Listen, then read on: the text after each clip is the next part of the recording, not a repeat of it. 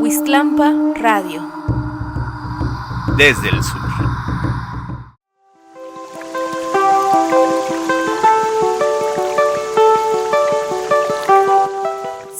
Saludos. Muchas gracias por acompañarnos. En esta ocasión compartimos con ustedes la presentación de los libros El profesor de la sierra, la vida y pensamiento revolucionario de Arturo Gámez García, del historiador Abel López Rosas, así como el libro Campesinos y rebeldes, la lucha por la tierra en madera, Chihuahua, 1945-1965, de la historiadora Aline Paulina Aldana Vázquez. Ambos libros fueron presentados el pasado jueves 12 de junio de 2025 en el Salón Mural del Archivo General de la Nación, el cual fue declarado como sitio de memoria el pasado 30 de agosto de 2024. Agradecemos infinitamente a la editorial Guasipungo, al compañero David Cilia Olmos, así como al buen Enrique Aguilar, quienes han impulsado la edición, impresión y difusión de estos libros.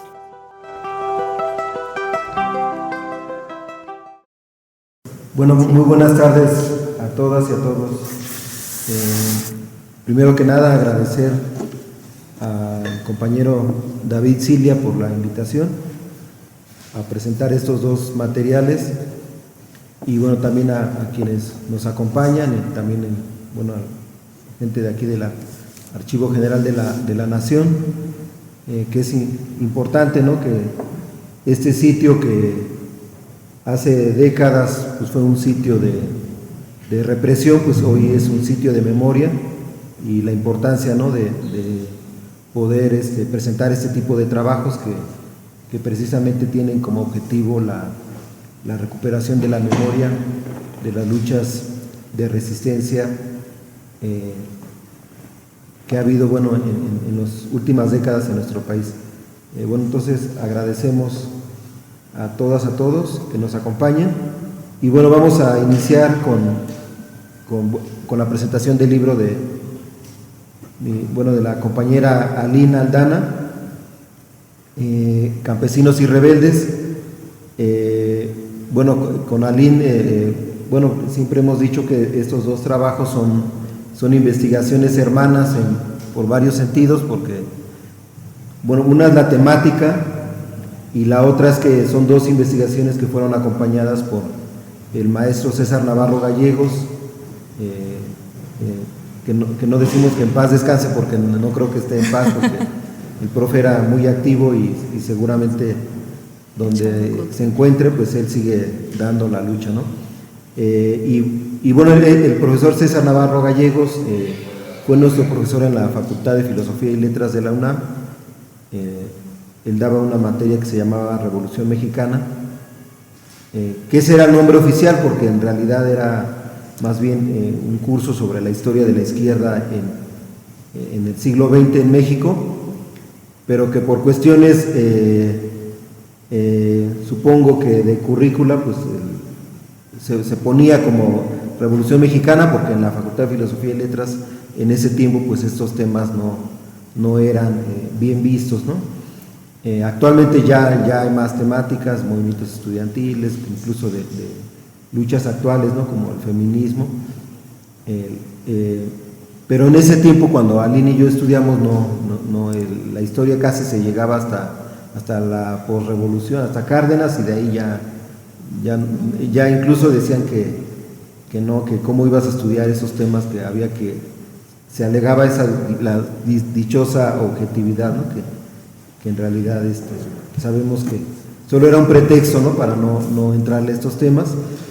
Y tuvimos el gusto de que el profesor César Navarro Gallegos asesorara, acompañara y enriqueciera esas investigaciones, las cuales el compañero David Cilia tuvo a bien imprimirlas, llevarlas a material físico, por medio de la editorial Guasipungo, que con muchos trabajos y mucho esfuerzo pues han llevado adelante, ¿no? Entonces, pues le dejo la palabra a Aline, que temporalmente, digamos, el libro de Aline aborda como los antecedentes o las luchas que precedieron a lo que después fue la lucha de la que fue parte el profesor Arturo Gámez. Entonces pero para poder que la exposición sea más clara, pues siempre los presentamos así. Entonces, pues bienvenida, Aline, y te dejo la palabra. Muchas gracias, Abel. Una disculpa enorme por la demora, un poco el caos de la ciudad, las lluvias. Muchas gracias por la espera. Gracias por acompañarnos. Sé que es un horario que igual puede ser complicado. Ojalá hayan comido rico todas y todos, que no les haya agarrado la lluvia. Gracias a David, en efecto, a Enrique, a la editorial Huasipungo por permitirnos presentar estos libros, por materializar, como bien decía Abel, estas investigaciones que si no de otra forma estarían durmiendo el sueño de los justos ahí en la biblioteca central y en la biblioteca de la facultad, pero pues al final todas las investigaciones lo ideal es que salgan, ¿no? Que puedan estar afuera. Entonces muchísimas gracias David, Enrique, a todos los compas de editorial Huasipungo por este esfuerzo, en verdad muchas gracias. Gracias también al Archivo General de la Nación, en particular al Torreón de la Memoria y la Verdad. No había yo estado hasta la vez pasada que vine a la presentación anterior de un libro también excelente de Pedro Martínez acerca del Partido de los Pobres, de Lucio Cabañas. No había tenido la oportunidad de estar aquí, está muy bonito, el mural es asombroso y justo es como pues este poder tomar los espacios, gracias por ese esfuerzo de abrirlo, ¿no? como al público, espacios que tienen que lucharse, por los que se han luchado, espacios que son, no sé si sentirán ustedes, pero justo comentaba hace rato con una amiga muy querida que nos acompaña el día de hoy, con Lidia, que es como una vibra, o es fuerte venir a la GN, ¿no? Por lo que implicó, fue una cárcel, muchas personas, muchos hombres estuvieron aquí, procesos de esta historia muy reciente de nuestro país, una historia muy oscura de detenidos, desaparecidos, de torturas que lleva a cabo pues los entes de seguridad del Estado, de seguridad como el Ejército, las Fuerzas Armadas, y que es necesario que ahora que están abiertos al público ya desde hace algunas décadas, pues poder venir, ¿no? Poder conocerlos. Qué bueno que hay un cineclub, que eso, ¿no? Qué chido que abran como estos espacios. También hemos estado en Los Pinos y creo que también es como de esas cosas que uno no hubiera pensado eso hace unos 30 años, estar aquí, hace 30 o 40 años. Entonces es un honor, es un gusto, gracias. También agradecer, sé que no están acá, pero este libro en particular, bueno, la investigación, como era para una tesis, pues requería como esta parte dura, ¿no? De los archivos, de investigar. Entonces, gran parte de la información que está aquí, pues fue obtenida de versiones públicas que tenía el AGN. Ahora entiendo, igual Abel podría contarnos un poquito después sobre eso. Creo que está mucho más abierto. Cuando yo vine era todavía una cuestión muy complicada por el tema de los datos personales, ¿no? De esta ley que hay de protección. También fue una lucha que dieron muchas compañeras y compañeros historiadores, pero existían estas versiones públicas que, si bien de pronto era un poco difícil entenderlas por todo lo que censuraban o por todo eso que se sabía que en algún momento estuvo y después no te dejaban ver, lo cierto es que aún así permitió conocer gran parte de este caminar, de las luchas de mujeres y hombres en Chihuahua. Pero digo, esto habla de Madera, Chihuahua, del municipio, que por cierto serán sus 60 años, ¿no? Este año son 60 años del ataque al cuartel militar de Ciudad Madera. Los aniversarios son importantes, nos permiten recordar, volver a traer al presente estas luchas que en algún momento pues se dieron, y si bien son 60 años, lo cierto es que muchas de sus demandas aún están presentes, aún es necesario traer a la mesa pues la cuestión de la tierra, quién posee la tierra, qué se está haciendo en estas zonas con grandes recursos naturales, grandes recursos forestales.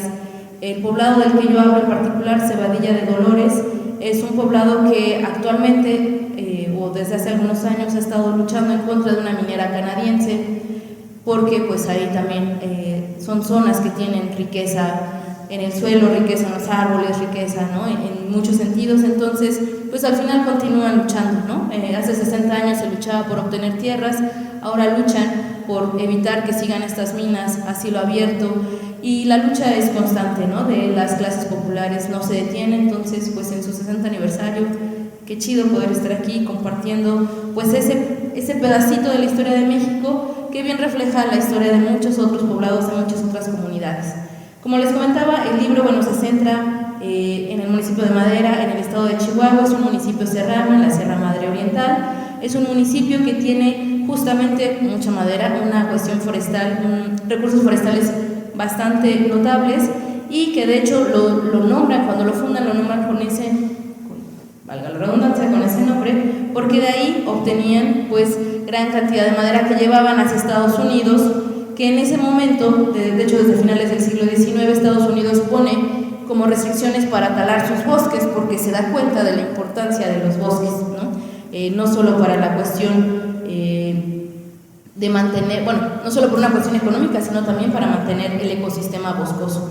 Entonces hay una restricción, se dan cuenta que a solo unos kilómetros de su frontera, toda la parte noroccidental de nuestro país es muy rico en cuestión forestal, entonces comienzan a establecer estos grandes aserraderos que justamente llegan vías de ferrocarril hacia ellos, porque llega el ferrocarril hacia esas tierras y la saca hacia el norte. Entonces la historia de Madera se comparte con muchos otros poblados, y en particular el municipio es Madera, y hay un poblado que se llama Cebadilla de Dolores, que ellos comienzan a pedir sus tierras durante el cardenismo. Por ahí en 1936-37 hacen la primera petición, porque la reforma agraria era uno de los grandes triunfos de la Revolución Mexicana, era una de sus grandes demandas que se logra, y que con el cardenismo tiene como su etapa más esplendorosa, que desafortunadamente pues ya no la hemos vuelto a tener. Entonces ellos piden sus tierras, son tierras que son justo parte de esta empresa de ferrocarril que saca la madera hacia el norte, la Northwestern Railway Company, que es canadiense, de capital principalmente canadiense, y empiezan a pedir tierras que esta gran ferrocarrilera les arrendaba. Ellos llevaban ahí muchos años, y bueno, pues con la reforma agraria, ellos son mexicanos, tienen necesidades, ¿por qué no pedirlas? La piden, pero desafortunadamente es cuando el general Cárdenas pues comienza un poco a bajar el ritmo en cuanto a el reparto agrario, y no se las dan. Vuelven a pedirlo durante el gobierno de Miguel Alemán, y pues por ahí como fue Miguel Alemán, ¿verdad? Un ícono de la corrupción, un ícono de esta parte o de este comienzo de la historia en donde el nepotismo, la corrupción, los grandes negocios van a marcar el desarrollo de los gobiernos mexicanos a partir, incluso de Manuel Ávila Camacho, de ahí en adelante. Pues obviamente no logran que les den las tierras. Y en este proceso de lucha hay personajes importantes, del cual sin duda Abel hablará, que es el maestro Arturo Gámez García, pero antes de él hay otro profesor también rural, el maestro Francisco Luján Adame, que son figuras importantes los maestros, en el campo, en las zonas rurales. Los maestros son muy importantes, tienen funciones pues de todo, son los que saben leer, son los que pueden pues tener como una visión del mundo más cercana a las instituciones, por ejemplo, son los que hacen las cartas, también funcionan como doctores cuando es necesario, funcionan como todo, son figuras extraordinarias, y que es necesario pues recordar, incluso en estos momentos en que las profas de la CENTE estuvieron durante más de 20 días en el Zócalo, son maestras, son maestros, que es complejo entender, sobre todo si no tenemos esta mirada histórica de quiénes son los maestros, cuál es su función en la sociedad mexicana, cuál ha sido, cuál sigue siendo, y su lucha como maestros, como clase, tal vez como ahora la CENTE lo demuestra, siempre está aparejada con las luchas sociales, con las luchas populares. Por eso es importante pues analizar las figuras de los profesores, por eso el libro de Abel sin duda es extraordinario, porque nos pone en blanco y negro, podríamos decirlo, pues esta función social tan importante que tienen, y que permiten pues eso, organizar o permiten articular luchas, movimientos que ya estaban sucediendo, como es el caso de los campesinos. Ellos ya están solicitando tierras, pero con el maestro Francisco Luján Adame logra pues como organizar de esta manera, como lo pide la gran burocracia mexicana, llevar oficios, ir a entregarlos, si se tiene que pedir la firma de la Comisión Agraria Mixta, si hay que hacer esto. Y entonces con este maestro empiezan pues como esta parte burocrática, esta parte de pedir la tierra de manera legal. Sin embargo topa con pared, de entrada porque está esta gran compañía de ferrocarriles que les comentaba, pero también porque hay pequeños caciques que siempre han estado y que tienen, pues en la comunidad tienen un poder importante, Están los hermanos Ibarra, que son unos caciques de una hacienda, la hacienda Cirupa, y pues ellos no iban a permitir que se les quitara parte de sus tierras. Entonces esta lucha que están llevando a cabo los campesinos junto con el profesor va a topar a finales de noviembre de 1959 y lo asesinan. Un poco como sucedió con Rubén Jaramillo, como sucedió con Samir Flores, ¿no? Que llegan a su casa y en su misma casa es asesinado este maestro. Después de eso, pues sin duda hay temor, pero los campesinos ya están en un proceso que no iban a detenerse. Ya se habían logrado vincular con la Unión General de Obreros y Campesinos de México, la UOCEM, que en ese momento lideraba el gran Álvaro Ríos Ramírez, también un líder campesino extraordinario que siguió luchando y que si tiene por ahí interés en el AGN, por lo menos en aquel momento que yo consulté las versiones públicas, sus expedientes eran 3 o 4 legajos los que él tenía, porque él siguió activo incluso, bueno, hasta que lo asesinan. ¿Lo asesinan? Muere en una caravana, ¿verdad? ¿A quién, perdón? Álvaro Ríos. No, muere de grande, ¿no? Sí, bueno, pero muere ya grande, pero muere todavía en la lucha. Perdón, ese dato ahora no lo tengo tan claro. Entonces, su versión pública está aquí, también valdría mucho la pena estudiarlo, ¿no? Desde cómo fue investigado por estas agencias como la DFS, ¿no? La de Investigaciones Políticas y Sociales, que son los documentos que podemos consultar por aquí también. Y entonces, al vincularse con esta Unión General de Obreros y Campesinos de México, pues ya logran como entonces entablar relaciones con otros poblados. Es parte de esta organización pues que trasciende a solo unos cuantos campesinos y se dan cuenta pues que al final todas y todos están en una situación similar. Entonces, a partir de ahí, de 1959, la UOCEM empieza como a vincularse más con este grupo de Cebadilla de Dolores y con otros que estaban en la región de Madera, y entonces pues ya su lucha comienza a ser mucho más visible. En aquellos momentos, como es la vida, ¿no? O los destinos tal vez incluso, llegará a la región el profesor Arturo Gómez García y se entera de esta situación. Él ya había estado en la lucha social en la Boca 4 cuando es la huelga de IPN en 1957. ¿Sí, 57? ¿56? 56. ¿De cuál? La huelga del IPN. 56. 56, perdón, gracias, ando un poco perdida en las fechas. Él ya había estado aquí, estaba en la prevocacional 4, entonces ya conocía pues esta parte de la organización que se requería en aquel momento como estudiante, y después se integra como maestro y acompaña estas luchas, ¿no? Para 1961, 1962 van a hacer el primer encuentro en la sierra con otros campesinos. Es un encuentro muy grande, todavía está en el marco de la legalidad, en el sentido de que ellos empiezan a organizarse de manera legal, en tanto que no toman las armas, pero sí de una forma que al Estado obviamente no le gustaba esa protesta, ¿no? El Estado siempre quiere una protesta en el marco de la tranquilidad, ¿no? En el marco de que no haya disturbios, pero pues los campesinos no son así, ¿no?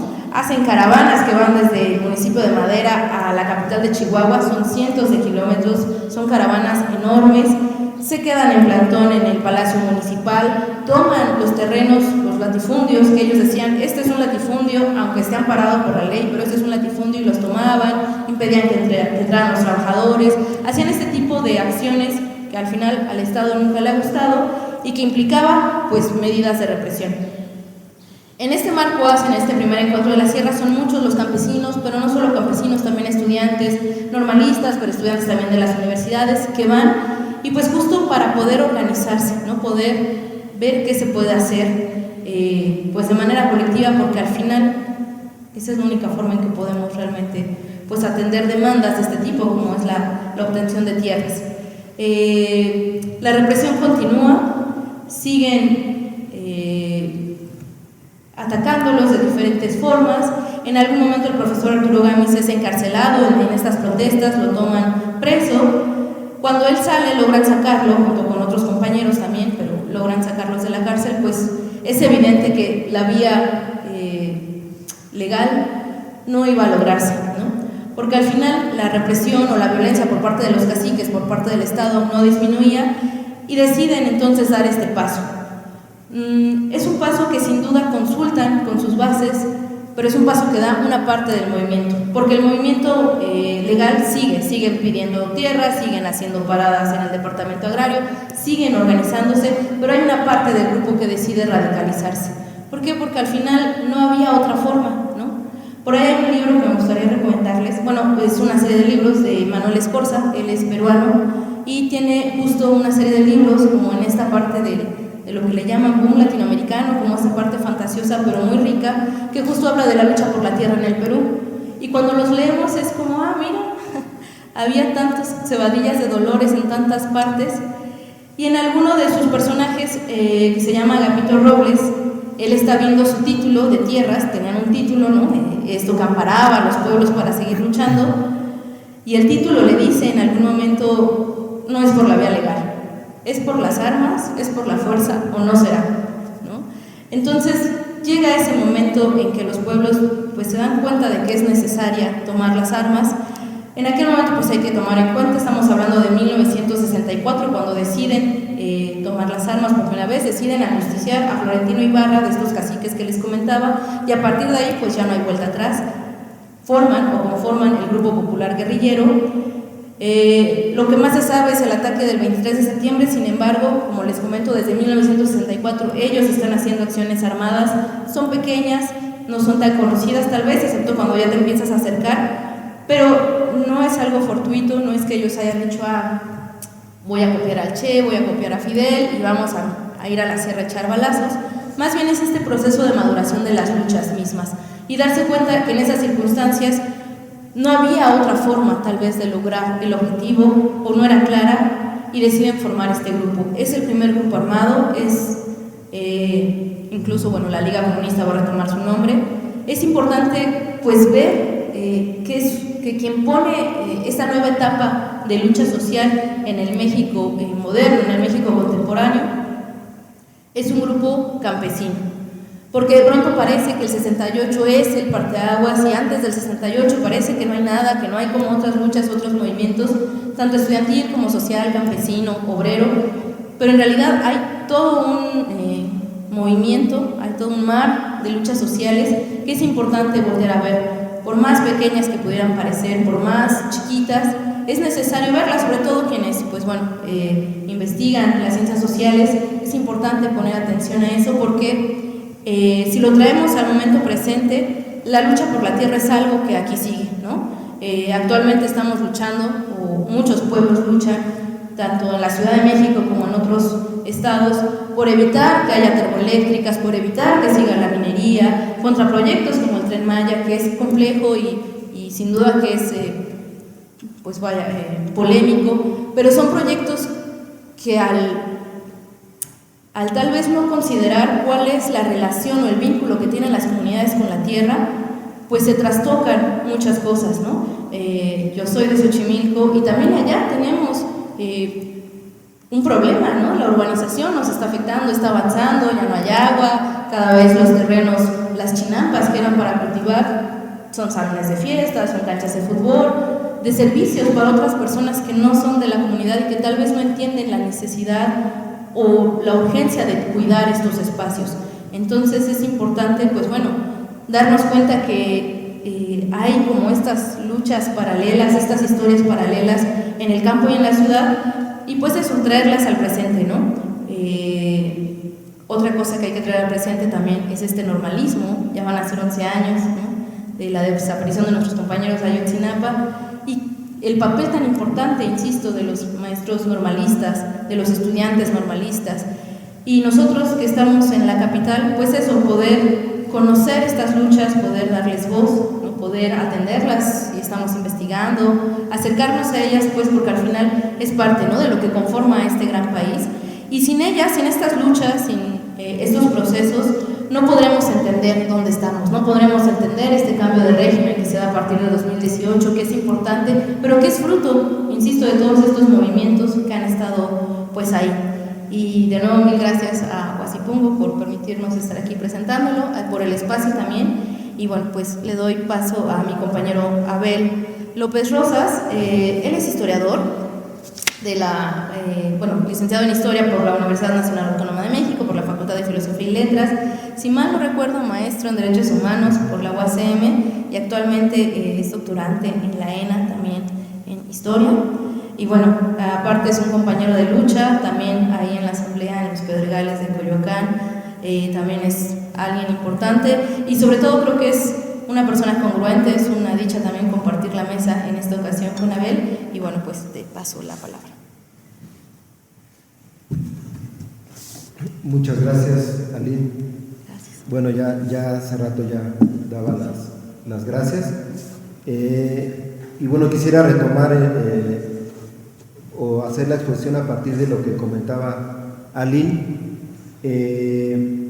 Sí, durante la década de 1950, bueno, ya desde los 40, ¿no? Pero en los 50 se va a notar más, inicia un proceso, o se da un proceso en el que las conquistas de la revolución que se habían ganado con sangre en la Revolución Mexicana empiezan a ser echadas para atrás, ¿no? Entonces se detiene la entrega de tierras, se empiezan a cerrar las normales rurales, una de ellas fue, o las escuelas que fueron fundadas para hijos de trabajadores, como el caso de las prevocacionales que en ese tiempo tenía el Instituto Politécnico Nacional, que hay que recordar que fue fundado en el cardenismo y que fue fundado precisamente para que los hijos de los obreros tuvieran un espacio donde estudiar, y el Politécnico tenía internados, incluso la normal de maestros también tenía un internado,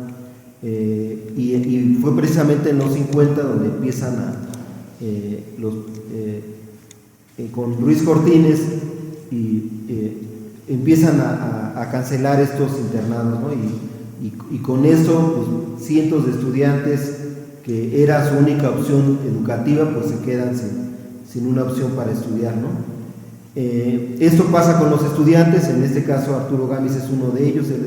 Él nace en Durango, pero con su familia se viene a la Ciudad de México a estudiar en la prevocacional, a partir de la invitación de uno de sus tíos, que además militaba en el Partido Popular Socialista. Bueno, en ese tiempo era Partido Popular nada más. Y bueno, él viene con esta idea de estudiar y llega el 23 de septiembre de 1956, en una operación militar es desalojado el internado, y Arturo Gámez, que podía haber sido un ingeniero egresado del Politécnico, pues decide regresar a Chihuahua, y de ahí inicia toda una trayectoria que va a llevar a lo que comentaba Lino, ¿no? A tomas de tierras, a huelgas en las normales rurales, invasiones a caravanas, manifestaciones, y entonces es curioso, ¿no? Ver cómo el Estado mexicano, a partir de esta política contrarrevolucionaria, pues de alguna manera fue generando que surgieran actores políticos que llegaran a desafiar al Estado con las armas, ¿no? Los guerrilleros no surgieron como a veces se nos quiere plantear porque vieron a una lona del Che o porque leyeron los comunicados de Fidel Castro, ¿no? Sino a la hora de que quienes nos hemos ido ocupando de esto, los mismos testimonios, bueno, nos sugieren que no, que estos Lucio Cabañas, Genaro Vázquez, Arturo Gámez, las guerrilleras y guerrilleros que hubo en la década de los 60, incluso en los 90, ¿no? Recordemos que el alzamiento zapatista o la guerrilla que surgió en Guerrero, el EPR, pues se encuentra uno pues, que son campesinos, son estudiantes, son maestros, que a partir de que ellos empiezan a organizar, y no de una manera radical, sino a partir de cuestiones tan simples como comentaba Lynn, de hacer un oficio y entregarlo a la oficina del departamento agrario, o llevar un oficio con el presidente municipal o con el gobernador, donde piden que no obliguen a los niños a llevar uniformes, como en el caso de Lucio Cabañas, o que se mantengan las raciones alimenticias para los estudiantes de las normales rurales, y a partir de una serie de negativas del gobierno, pues estos jóvenes pues, se van radicalizando, ¿no? Y entonces van tomando opciones que no es, que digamos que tampoco podemos decir que ellos no simpatizaban, claro que simpatizaban con el pensamiento de Che Guevara, de Fidel Castro, o la resistencia en Vietnam, ¿no? O la revolución rusa, ¿no? La revolución bolchevique, la revolución china, sí simpatizaban, pero al final las acciones represivas que ellos van viviendo de parte del Estado mexicano, pues es la que los va llevando a decir, pues no hay otra salida, ¿no? Y en este caso, Arturo Gámez, en ese trabajo que fue mi tesis de licenciatura, y bueno, que tuvimos bien con el compañero David de llevarlo a impresión, y que se llama El profesor de la sierra, y titulé el trabajo así, buscando rescatar esta parte de lo que fue Arturo Gámez, porque como comentaba al inicio, a los guerrilleros a veces los pensamos más en esa parte, ¿no? Ya como gente, como personas que tomaron las armas, y nos olvidamos de la trayectoria anterior, ¿no? Y en este caso, en este trabajo, pues se busca recuperar precisamente la trayectoria de vida y laboral, de compromiso social de Arturo Gámez, en la cual se exponen diferentes episodios que nos permiten comprender cómo es que este joven llegó a tener un arraigo y llegó a dirigir movilizaciones de 10,000, 15,000 campesinos, ¿no? Y que llegó a impulsar un movimiento donde todas las normales rurales de Chihuahua se iban a huelga, ¿no? Se organizaban. Y bueno, ahí nos encontramos que pues, Arturo Gámez, siendo normalista, a partir de los líderes campesinos y de los maestros que fueron asesinados, como el que comentaba Aline, él va y se presenta con los campesinos y dice, bueno, ¿yo qué puedo contribuir, ¿no? Que nosotros estamos estudiando, pero queremos tener un compromiso con el pueblo, ¿no? Y a partir de ahí es que Arturo Gámez se va precisamente a este pueblo que comentaba Aline, a Cebadilla de Dolores, y invitado por quien era en ese tiempo el secretario, la autoridad comunitaria, que fue Salvador Gaitán, y decide llegar a esa comunidad en 1962, y pues resulta que se encuentran que no había escuela, ¿no? Que la escuela que había, el secretario seccional, así se llamaba en ese momento, que es una figura como los comisarios que existen en los pueblos, pues que la escuela había sido convertida en una caballeriza, ¿no? Y que quien había ocupado ese cargo llevaba más de 15 años religiéndose, no había escuela, y Arturo Gámez con Salvador Gaitán empiezan por ahí, ¿no? Pues no hay escuela, pues vamos a rescatarla, vamos a fundar una escuela, y es la primera acción que él va a hacer junto con la gente de la comunidad, y a partir de que recuperan esta escuela, empiezan no solo a dar las clases, digamos, en la instrucción que es normal, ¿no? Sino que Arturo Gámez empieza a jugar un papel, como comentaba Aline, de asesor de la comunidad, y entonces empieza él a elaborar los documentos necesarios para solicitar la creación de nuevos núcleos agrarios, peticiones agrarias que, como comentaba Aline, venían desde 1938, y empiezan ahí a caminar, ¿no? Arturo Gámez además ahí en los testimonios hay que lleva la primera vacuna a la comunidad, en las mañanas da clases a los niños de esa comunidad, y en las tardes se va a las comunidades vecinas porque tampoco había maestro, y entonces empieza a invitar a otros estudiantes de las normales a que vayan con él, y entonces se empiezan a poco involucrar, y de tal manera que en 1965 pues ya habían conformado un movimiento que era de miles, ¿no? Ya estos encuentros de la sierra que comentaba Lynn, en febrero de 1965 fue el segundo encuentro, el cual lo hacen en Durango, y ya no solo participan campesinos y estudiantes de Chihuahua, sino también participan de Durango, de Sonora, y en este encuentro es donde Arturo Gámez va a presentar una serie de escritos, que es donde él va a plantear la necesidad de pasar a otra etapa de lucha. Y bueno, en este texto lo que busco es también rescatar estos documentos, porque también dentro de las trayectorias de los diferentes movimientos armados que ha habido en nuestro país, pues también se han dejado de lado la parte que tiene que ver con la producción intelectual, ¿no? Porque también hay una visión como que se nos quiere presentar como que lo rural es como una lucha espontánea, una lucha nada más basada en un impulso, ¿no? Pero en realidad, si revisamos, Lucio Cabañas presentaron ellos, el Partido de los Pobres tuvieron un ideario que fue el ideario del Partido de los Pobres.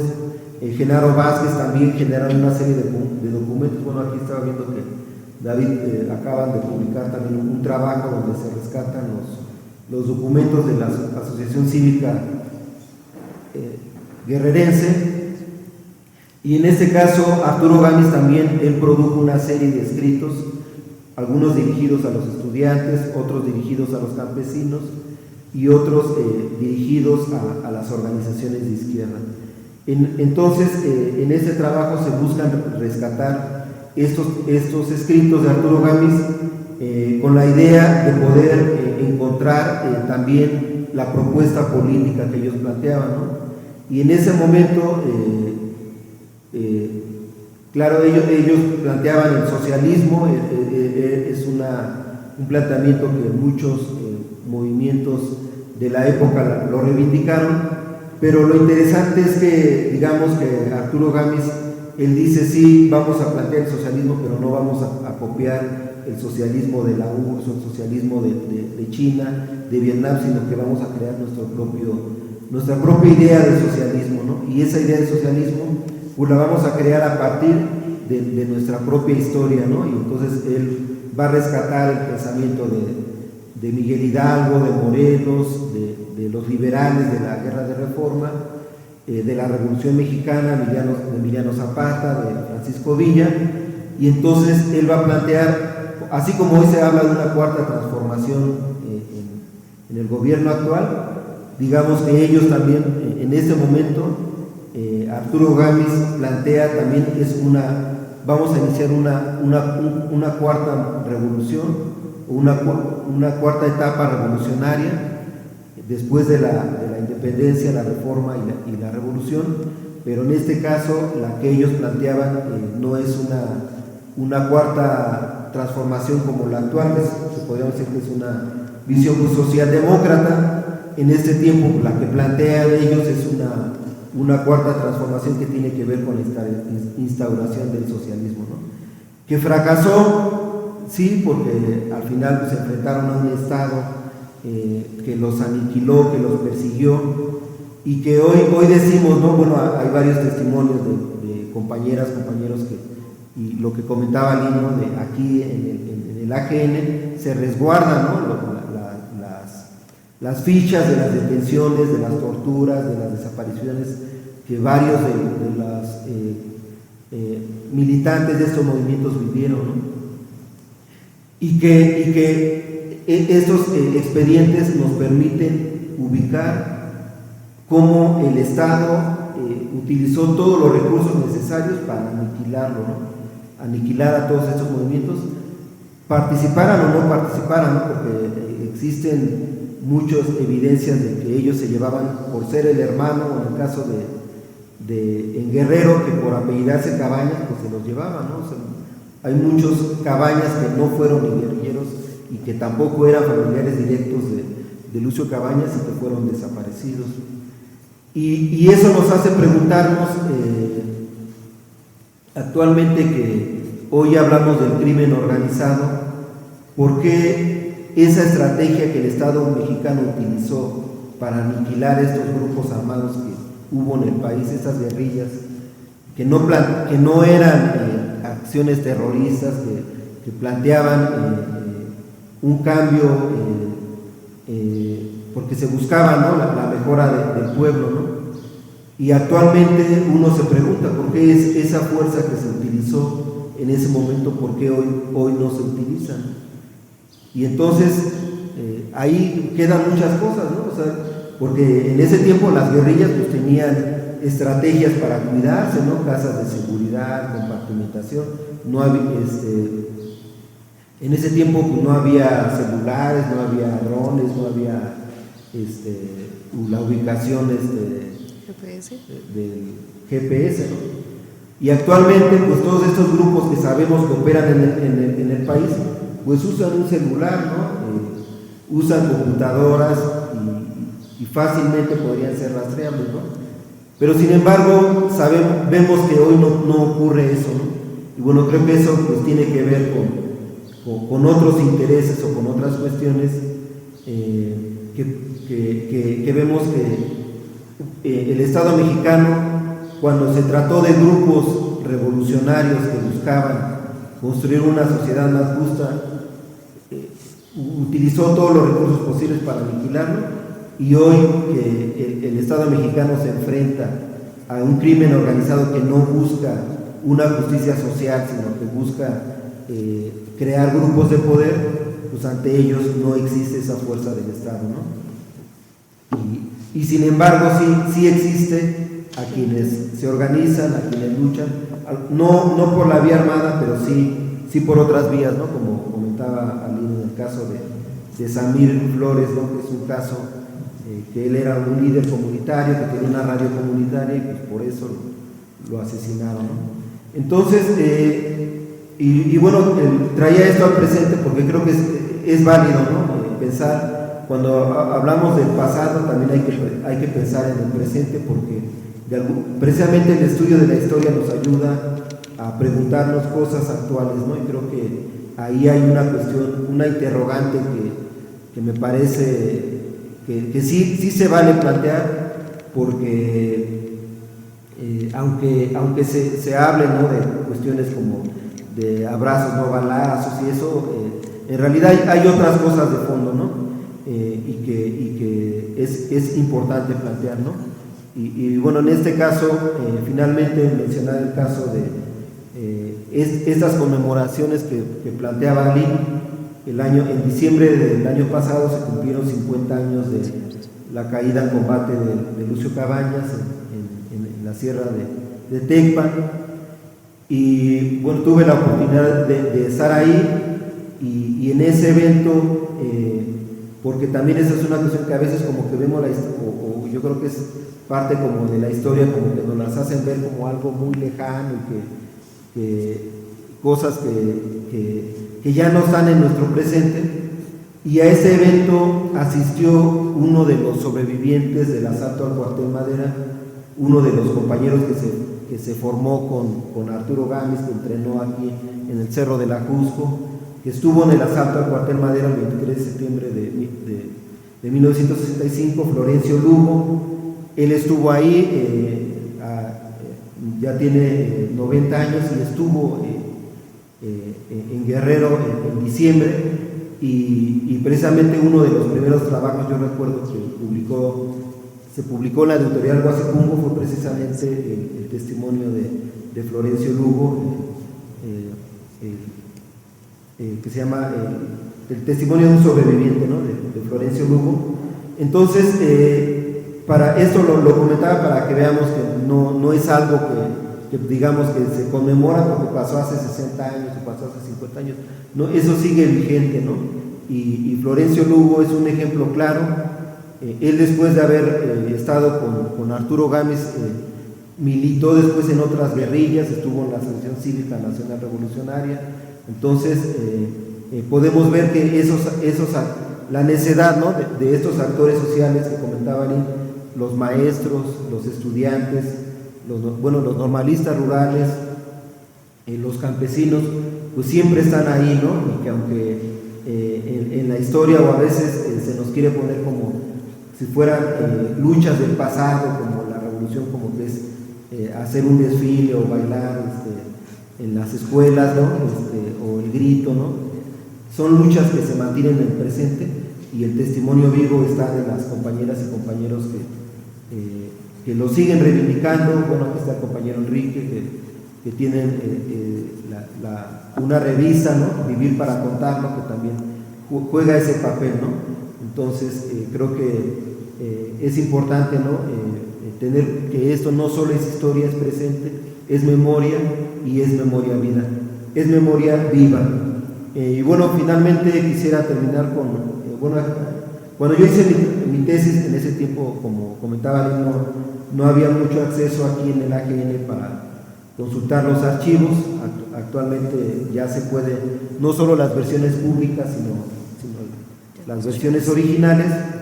Y bueno, una de esas que me dio tiempo, me encontré, revisando el expediente de Chihuahua, me encontré una revista que fue publicada, que se llamaba Revista Superación, que fue publicada un mes después del asalto al cuartel Madera, en la cual quienes la publicaron la foto de los caídos en Madera, junto con un poema de Bertolt Brecht, que le voy a pedir a Ali que ella pueda leer, porque ella se nos pasó a mencionar que ella tiene un programa de radio, entonces se le da más esto, ¿no? Entonces, bueno, quisiera terminar con eso, porque creo que este poema de alguna manera resume lo que tanto Ali como yo les quisimos contar.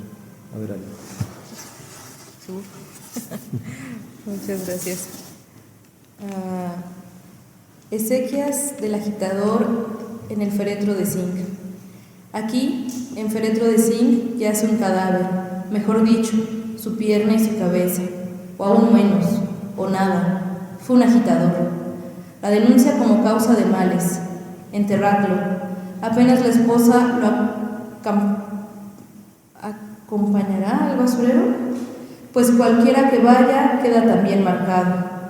Lo que yace en el féretro de zinc agitaba en favor de muchas causas, porque te saciaras, porque tuvieras techo, porque tus niños comieran, porque no te escamoteara un centavo, por la solidaridad con todos los explotados como tú, por el pensamiento. Lo que yace en el féretro de zinc dijo: otro sistema de producción urge, y ustedes, masivos millones de obreros, deben dirigirlo. Nada mejor deparará el futuro. Lo que yace en el féretro de zinc, por decir esto, acabó en féretro de zinc, y hay que enterrarlo como agitador que azuzaba. Y cualquiera que hable de saciarse, cualquiera que desee techo, cualquiera que procure no le escamotee un centavo, cualquiera que desee dar de comer a sus niños, cualquiera que piense y proclame su solidaridad con todos los explotados, desde hoy hasta la eternidad, acabará en féretro de zinc, cual este hombre, y lo enterrarán como agitador. Está bien chido. Bueno, muchas gracias. Bueno, ahora vamos a dar un espacio si alguien quiere hacer alguna pregunta o alguna opinión también, o que también, ahora sí que es participaciones libres.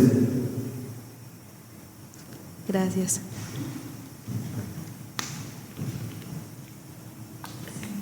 Bueno, primero que nada, muchas felicidades a ambos por sus trabajos, que sé que son bastante interesantes. Gracias. Justamente relacionado con lo último que mencionaba sobre las revistas, me vino a la mente, ¿de qué manera los medios de comunicación afectaban o de qué manera planteaban a todos estos movimientos guerrilleros que en su mayoría creo que hasta la fecha son bastante ignorados?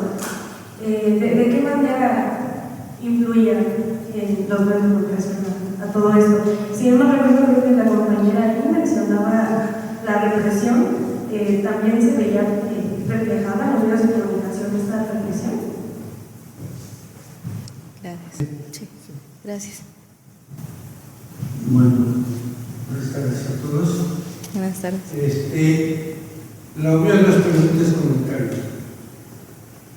De verdad, cómo se ha desarrollado toda la historia del movimiento armado socialista, donde echamos, como ustedes ahora, tocan los temas, los tocan, los desarrollan y los muestran a las nuevas generaciones. Si a mí me dijeran, oye, necesitamos ver cómo estuvo la cuestión de Chihuahua, yo diría, pues es que hay parte 1 y parte 2. La parte 1 es la de Alín y la parte 2 es la de Abel, ¿no? ¿Sí? Y ciertamente toca, con los comentarios que hiciste, tocas un aspecto muy importante. O sea, todas las carencias de la Revolución Mexicana de 1910, en una de las partes donde se manifiesta de una manera brutal, es en Chihuahua. ¿Sí? Los cacicazgos en Chihuahua nunca fueron abatidos. Bueno, creo que todavía no. ¿Sí? En Chihuahua y en el norte, por eso en el norte no sigue la situación. Por ejemplo, en el caso específico de la madera. ¿Sí? Recuerden que varias de las acciones del Movimiento Popular Guerrillero fueron en contra de los cerraderos. Porque ahí es donde eran los cacicazgos de explotación hacia los campesinos. Y es donde uno se muestra el fracaso en ese sentido de la reforma agraria. ¿Sí? Y ya después en otros lados, en el centro, en el sur, de otra manera, la reforma agraria funcionó como una cuestión nueva y como una cuestión que no había con la porfía y todo eso fue bueno. Pero no basta, nunca basta. ¿No? Bueno, todas esas condiciones obviamente pasamos a la segunda parte, ¿no? Con Abel. ¿Sí? Claro. Es obvio de que en un momento determinado las condiciones permiten, bueno, o más bien, claro, permiten de esta manera. ¿Qué es lo que permite que se desarrolle una revolución? Son básicamente dos cuestiones: las condiciones objetivas y las condiciones subjetivas. ¿Sí? Y definitivamente en ese momento, en los años 60, finales de los 60, mediados de los 60, para acá, se empiezan a dar situaciones muy fuertes de condiciones objetivas en Chihuahua, en Guerrero. Sí, yo milité en la CNR, en la Asociación Cívica. Florencio y yo fuimos compañeros en el mismo comando. Bueno, entonces, ¿qué es lo que pasa? Se dan las condiciones objetivas y se dan las condiciones subjetivas que en un momento determinado el mismo Estado con la represión las crea. ¿Qué podemos hacer ante esto? Bueno, hay que organizarnos y nos empezamos a pensar a partir de los ejemplos de Vietnam, de la Revolución Cubana, ¿no? Todo esto. Nosotros empezamos a pensar, ¿qué hacemos aquí? No queda más que la revolución. Y la revolución tenemos que avanzar. ¿Y cómo la tenemos que avanzar? Con las armas. ¿Sí? Y eso ciertamente estuvo planteado meramente, así como tú lo dices, en una cuarta transformación, en un cuarto movimiento político, social, armado, ¿sí? Que permitiera el cambio radical de este Estado capitalista o burgués que tenemos a un Estado socialista. Sí lo conceptuamos desde ese tiempo y ciertamente nos inspiramos mucho en la Revolución Rusa, no en la soviética. ¿Sí? Yo me acuerdo que yo iba a comprar libros con otros compañeros ahí en el centro, en mi Independencia, creo. Yo compré libros. ¿Y cómo me acuerdo yo del primer libro que compré? Sobre el Congreso número no sé qué del Partido Comunista de la Unión Soviética. Puta, pues no entendía nada. Pero bueno, así empezamos también. Claro. Me parece muy importante la obra de ustedes, compañeros, muy bien. Gracias. Porque sí da la oportunidad de que nuestras nuevas generaciones puedan conocer, si es un otro tipo de gran esto con Abel, ¿no? O sea, ¿qué es lo que necesitamos? ¿Cuál es la tarea ahorita? Y la tarea de nosotros, excombatientes, exguerrilleros, mis compañeros Chile y yo, nuestra tarea fundamentalmente es transmitir las experiencias nuestras, ¿sí?, a las nuevas generaciones, número uno, y seguir trabajando, seguir chingando en la revolución. Muchas gracias. A ustedes.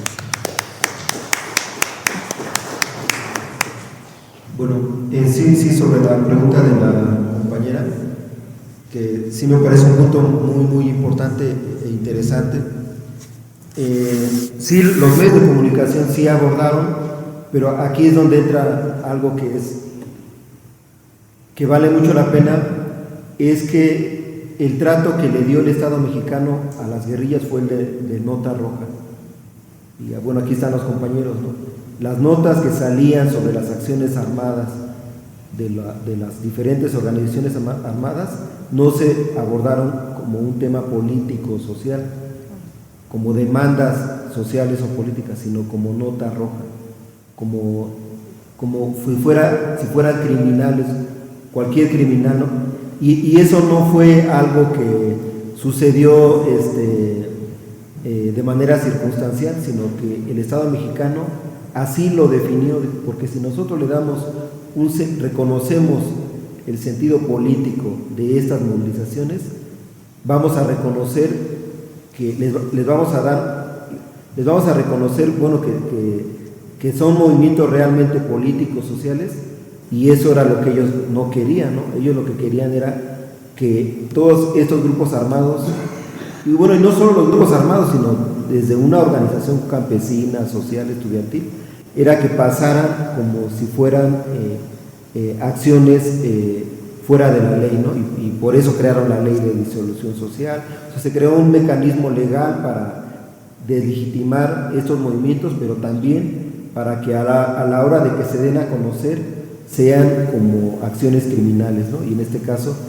como nota roja, ¿no? Entonces, y es interesante porque compañeros o compañeras que han estudiado la Liga Comunista 23 de septiembre o alguna organización, pues se quieren ir a la Universal, pero no, pues se tienen que ir a los periódicos de nota roja, a esas secciones, porque ahí es donde está esa información y donde publicaban las fotografías como si fueran asaltantes, ¿no? O cualquier criminal, ¿no? Entonces, y precisamente se dio con esta intención de deslegitimizar estas demandas, ¿no?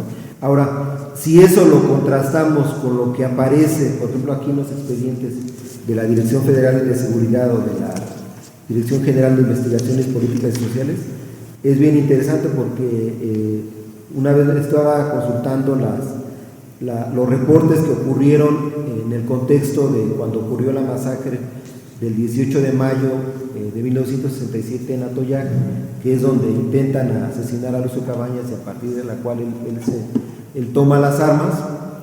Las estaba revisando y en los reportes los agentes algunos de ellos ponen porque eran gente infiltrada, ¿no? Que se infiltraban y ponían, es que ellos nada más quieren que la directora les deje de cobrar a los uniformes a los niños, que los deje de obligar, así casi los agentes estaban diciendo ya, si ustedes le resuelven esto ya, de alguna manera se va a calmar un poco la presión social que había, ¿no? O sea, pero estos solamente eran reportes, ¿no? Los que actuaban eran otros, ¿no? Y bueno, aquí entra lo que comentaba Enrique, pues los caciquismos políticos que había en Chihuahua o en Guerrero, pues eran caciquismos duros, ¿no?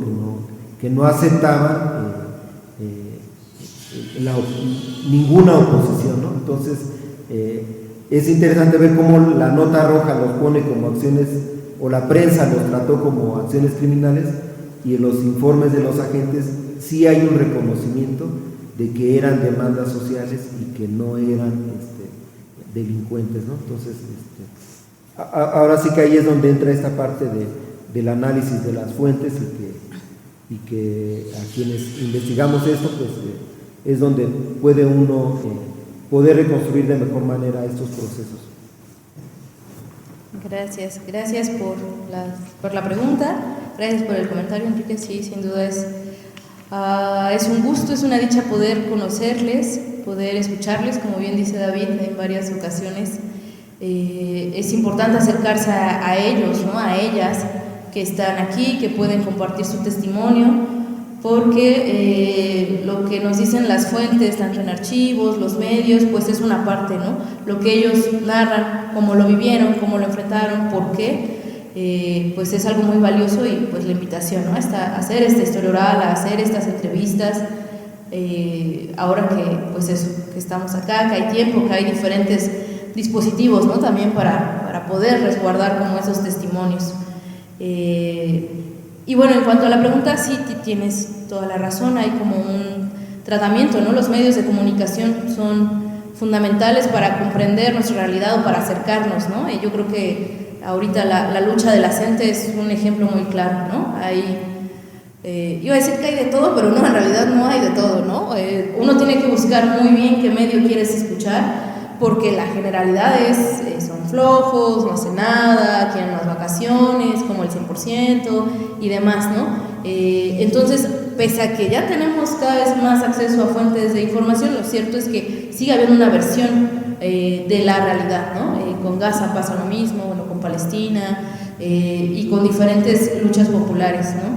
Entonces, bueno, como bien decía Abel, hay un tratamiento de la nota roja, nunca se les va a dar, porque también si el Estado aceptaba que era una lucha social, pues en la guerra o en la lucha hay unas ciertas reglas que deberían de seguirse que nunca se siguieron, ¿no? Por eso, pues esta idea como de guerra sucia, que también ya ha sido cuestionada. Pero algo que sí me gustaría comentar y que en el caso de Abel, él lo retoma bastante en su trabajo, bueno, yo también me acerco a ellos, son 3 publicaciones del Estado, o pequeñas. Uno es el periódico Índice, el periódico Acción y La Voz de Chihuahua. Es en La Voz de Chihuahua, si mal no recuerdo, si no ahorita Abel me podrá corregir, en el que participaba Judith Reyes. En Acción.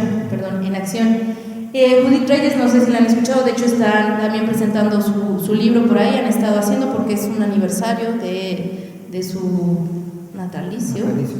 Y ella es una cantautora, la Tamaulipeca, también la conocían, y que ella llega, por diferentes razones, va a llegar a Chihuahua y conoce la lucha de sus campesinos. Tiene una canción que se llama Campesinos y Rebeldes, que a mí me encanta, Rebeldía Rural, que justamente narra muy bien, ¿no? Como pues estas tomas, ¿no? Cómo están solicitando, cómo justo en muchas de las tomas de tierra los militares cercan para que no llegue agua, para que no llegue comida, ¿no? Y hay mujeres y niños, sobre todo en las tomas de tierra están prioritariamente mujeres y niños, justamente como esta forma de mostrar pues esta lucha en el marco de lo legal, en el marco de una no violencia en aquel primer momento. Entonces estos periódicos le dan voz a estas luchas, ¿no? Ahí el profesor Arturo Gámez García, tanto en Acción o en La Voz de Chihuahua, ahora no recuerdo, también publica parte de estos escritos. Él tiene varios escritos, la verdad es muy interesante. Abel los retoma, hace como análisis de estos escritos, porque como bien dice, hay como tienen esta conciencia de que debe de conocerse por qué luchan, ¿no? Y en aquel momento, pues bueno, la forma escrita era la que más se podía llegar, ¿no? No se tenía como acceso a cuestión de radio, menos aún de televisión, pero sí en la cuestión escrita están estas publicaciones que valdría mucho la pena, están en la hemeroteca, algunos de ellos deben de estar ahí en la Hemeroteca Nacional. Entonces, pues siempre ha habido esta resistencia, ¿no? Es interesante cómo incluso en los medios, pues también se procura, ya a nivel nacional, pues la revista ¿Por qué?, ¿no? También retoma, de hecho ahí van a salir algunas de las fotos de Rodrigo Moya, ¿sí es Rodrigo Moya? Quien va cuando es el 23 de septiembre, días después del ataque, toma fotos, hace como un reportaje en esta revista. Entonces, bueno, pues es como esta lucha también, creo que tenían esta claridad de que era necesario tener órganos de difusión propios, ¿no? Los Madera, por ejemplo, son, creo yo, parte de ese ejemplo, ¿no? De poder difundir, que el propio movimiento pueda tener como estos medios de comunicación, porque en efecto la lucha, incluso ahorita me parecería que tenemos como más acceso, la verdad es que hay como una narrativa, ¿no? Que está muy de moda esa palabra, una narrativa imperante, ¿no? Sobre la pregunta, yo solamente quería poner un ejemplo muy actual. Si ustedes ven las consecuencias de la intervención de un senador de California ayer o hoy en Estados Unidos, cuando trata de hacer una pregunta en una conferencia de prensa, que lo sacan los agentes del FBI, lo sacan así en vivo. Sí, claro. Es un senador de la República, digamos, de Estados Unidos, y lo sacan a madrazos. Lo importante es cómo pintan ellos toda la situación. Le preguntan a la encargada de seguridad nacional si van a respetar la decisión del gobernador de que no está pidiendo ninguna tropa extranjera para que venga acá. Y dice, no, es un gobierno socialista y lo vamos a quitar, ¿no? Es un gobierno socialista. Claro. ¿no? El gobernador de California. ¿No? Ahora, ¿por qué va la trompa? Porque hay una insurrección, hay una rebelión. Y así es una invasión extranjera. ¿No? Y de lo que se hablaba en la prensa respecto a todos los movimientos guerrilleros era eso. Era una invasión extranjera, eran gentes extranjeras que querían derrocar y acabar con el país, y por lo tanto había que reprimirlos. Y eso es exactamente lo que todo el periodo histórico reflejó la prensa de nuestro país respecto al movimiento armado, con las excepciones que acaban de mencionar, ¿no? Pero siempre era gente extranjera que quería acabar con destruir nuestro país, cuando eran ellos los que lo estaban destruyendo. Hay un libro de Jacinto Rodríguez Munguía, La otra guerra secreta, que justo hace como un análisis muy bueno de los medios de comunicación, ¿no? En aquel momento, sobre todo periódicos, televisión, pero así se llama La otra guerra secreta y está bastante chido, y es justo medios de la época. Bueno, pues agradecemos mucho su participación y también mencionarles que este programa anual de actividades pues no sale de la nada, ¿verdad?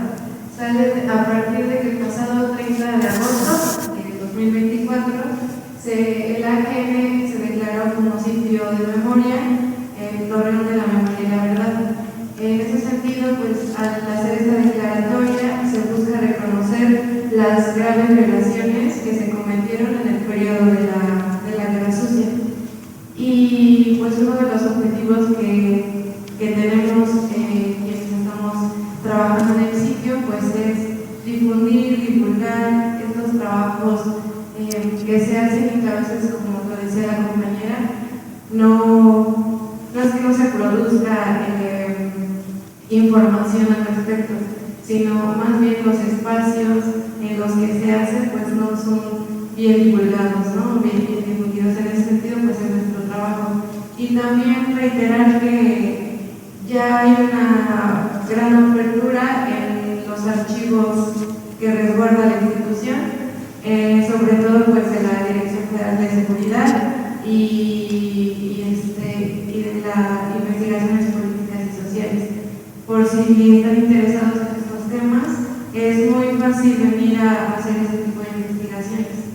Y pues sin más, si no hay alguien que quiera comentar al respecto, pues agradecemos mucho su participación y los esperamos el jueves próximo, que es el 21.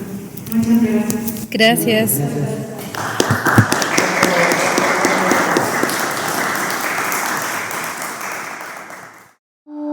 Huixtlampa Radio. Desde el sur.